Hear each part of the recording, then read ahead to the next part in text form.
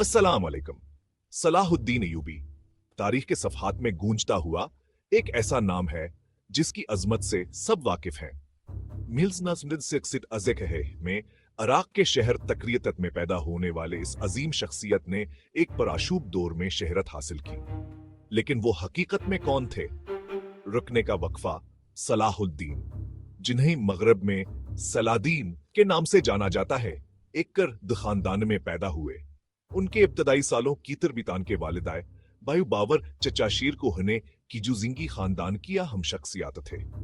छोटी अमर से है सलाहुद्दीन को हुक्मरानिया व फौजी हिकमत अमली की तालीम दी गई। रुकने का वक्फा अपने 20वें सालों के वसत तक सलाहुद्दीन अपने चचाशीर को हके मातहत मस्र में खिदमत अंजाम दे रहे थे।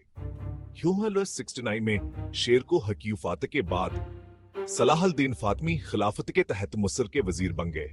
इनकी ज़ीर ककियाता व फौजी सलाहियतों ने जल्द अय्यूबी खानदान की बुनियाद रख दी।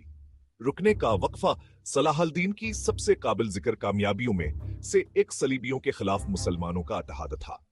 यह न केशटेसेबेक में इन्होंने यरूशलेम पर कब्जा कर लिया, जो शहर तकरीबन 68 साल से सलीबियों के कब्जे में था।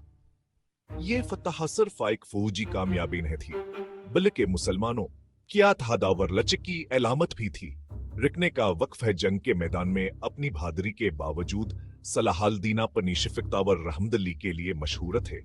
जंग हतीन के बाद उन्होंने कैदी सलीबियों के साथ मेहरबानी का सलूक किया, जो असदूर कैदर्दगी के बलकल बरिक्स था।